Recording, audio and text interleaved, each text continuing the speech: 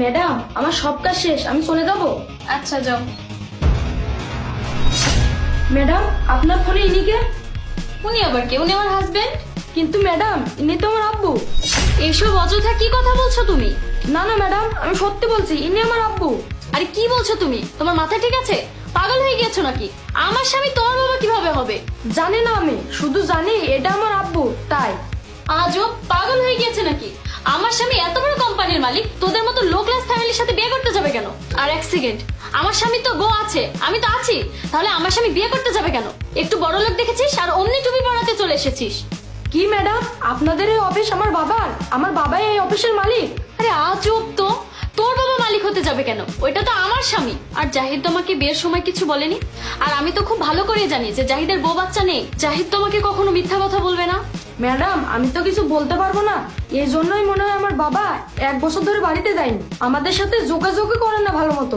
এজন্য আমাদের বাড়ির অবস্থা এত খারাপ হয়ে যায় যে আমাকে এই বয়সে আপনাদের বাড়িতে কাজ করতে হয়। আরে বড়লোক দেখে থেমে থাকতে পারিস না তাই না? লোভে জীব লক লক করে তাই না?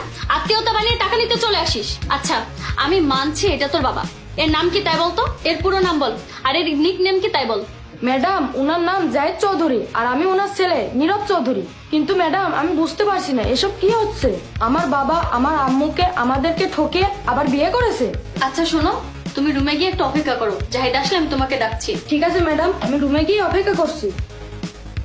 আমি তো কিছুই বুঝতে পারছি না, এই ছেলেটা এত কিছু বলছে কিভাবে? সবটা কি বানিয়ে বানিয়ে মিথ্যা বলছে? না না, এত মিথ্যা কথা এত জোর দিয়ে কিভাবে বলে? আজকে সবকিছু আজ সব সত্যটা বের করতেই হবে। আজকে কথাগুলো যদি সত্যি হয়েছে না, তাহলে আমি বাপের বাড়ি চলে যাব। শুধু জাহিদের আসার অপেক্ষা। হ্যাঁ হ্যাঁ, আমি বাসায় চলে এসেছি। আমি আপনার সাথে কালকে কথা বলবো, ঠিক আছে? জাহিদ তুমি চলে এসেছো? হ্যাঁ চলে এসেছি। তুমি এত জলদি করে ডাকলে না এসে কি আর পারি? তাই এত ইমার্জেন্সি কল করে কেন ডাকলে সেটা আগে বলো। অ্যাকচুয়ালি আমি তোমাকে একজনের সাথে দেখা করাতে চাই। নীরব বাহিরে আসো।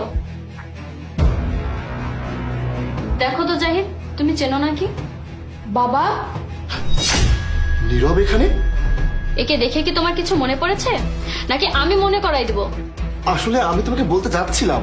তুমি আমাকে কি বলতে চেয়েছিলে? হ্যাঁ, আর কি বা বলবে? আমাদের বিয়ের 1 বছর হয়ে গিয়েছে, আমি আজকে শুনছি তোমার একটা ছেলে আছে, তার মানে তোমার আরো একটা বউ আছে। তুমি আমাকে কেন ঠকিয়েছো? আমাকে ঠকানোর অধিকার কে দিয়েছে তোমাকে? এখানে এই ছেলেটা 6 মাস ধরে চাকরি করে। ভাগ্যিস আজকে আমি ফোনটা এখানে রেখেছিলাম, ফোনে ছবি দেখে বললো এটা ওর বাবা।